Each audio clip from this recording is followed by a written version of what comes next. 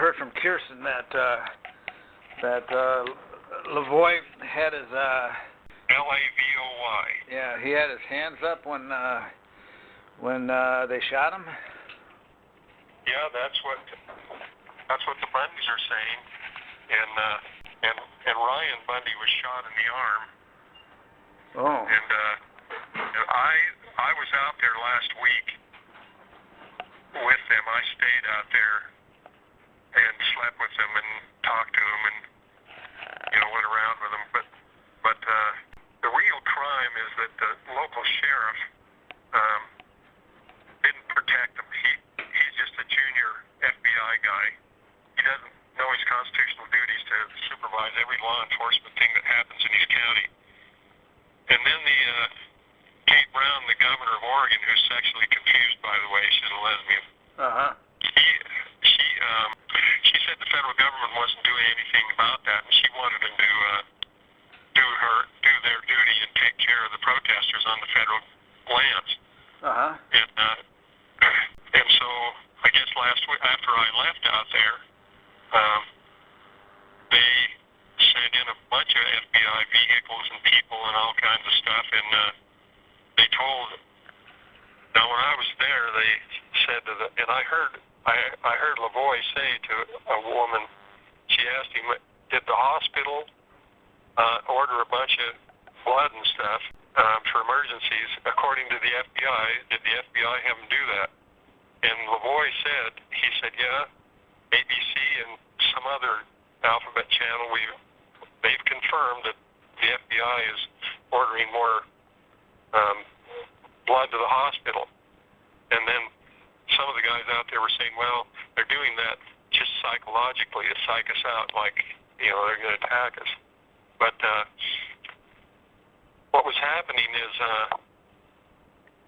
the Bundy group, they were able to go into town whenever they wanted to, go wherever they wanted to, and they just let them do that. And I think it lulled them into a kind of a sense of safety. And so then they were going out of that county, Harney County, into another county to have a meeting protesting the federal land grab and the unconstitutionality of federal lands being held by the federal government. And it is unconstitutional. Article 1, Section 8, Paragraph 17 tells the extent of land that the federal government can own, and that's just Washington, D.C., and post offices, magazines, forts, all kinds of military stuff, but there's nothing to do with land management, all that stuff. And that's what they were trying to teach, and so one of them got killed, and he was a nice Mormon, active Mormon guy, and was a peaceful kind of a guy. And so it's really,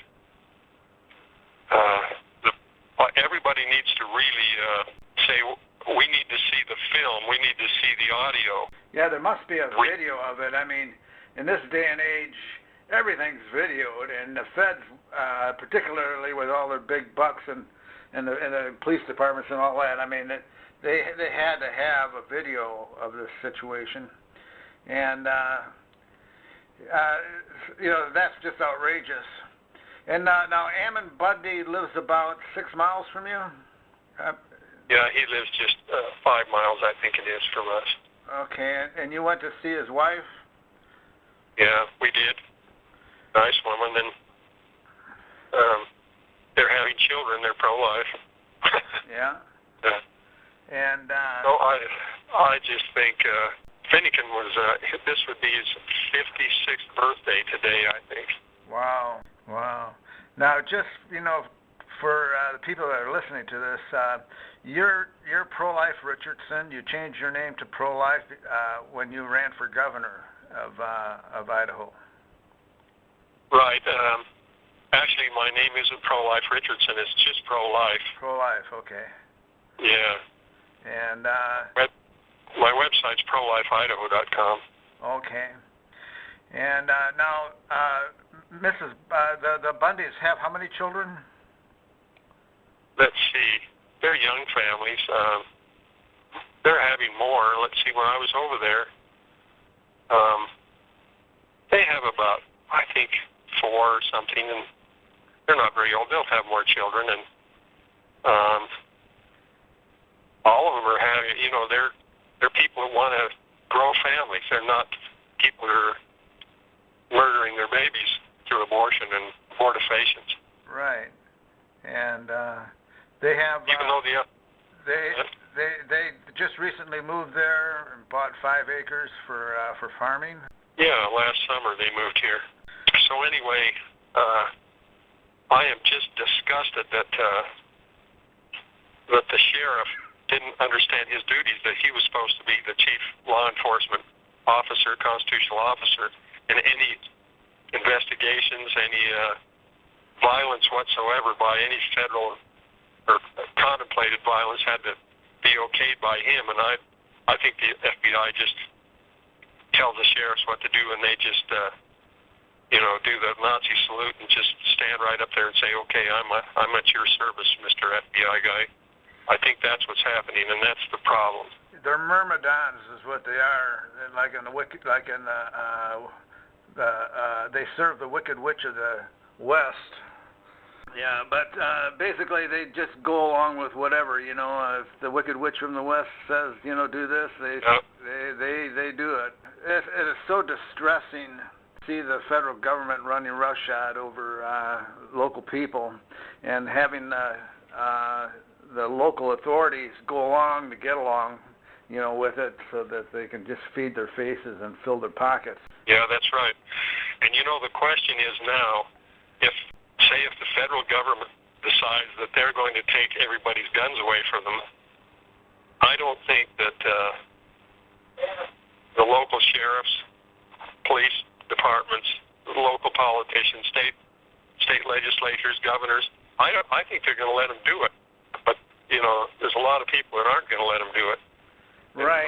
There'll be a fight, but unless we band together somehow, and resist it, they'll run roughshod over us just like they did with the Bundys and the Hammonds. Yeah.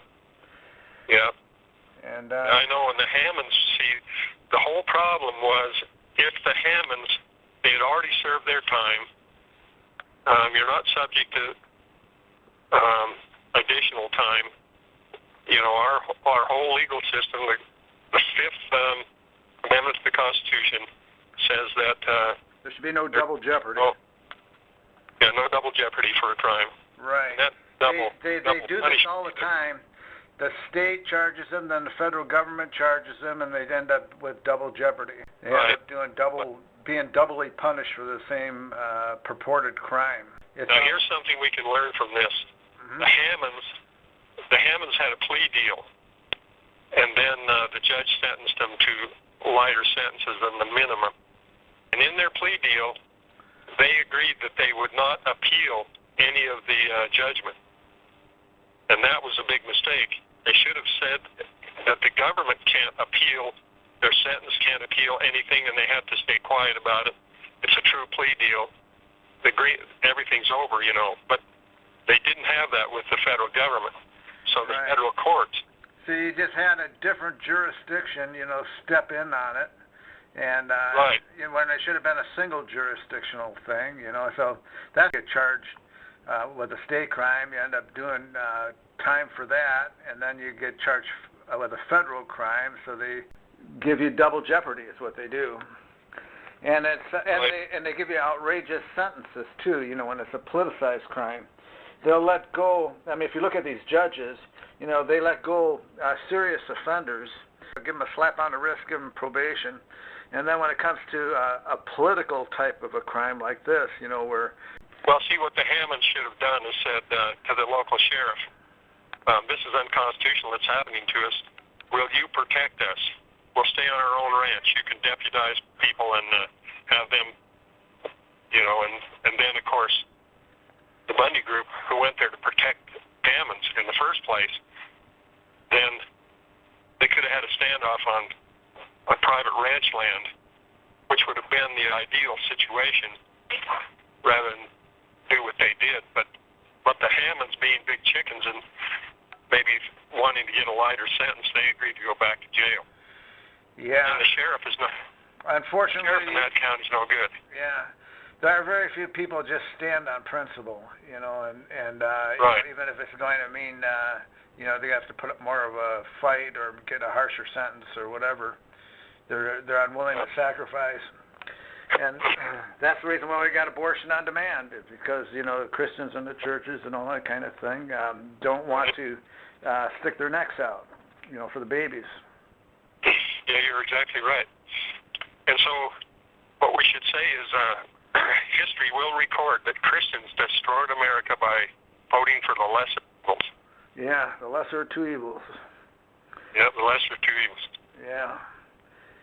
Well, Dan, I don't know what else to tell you, but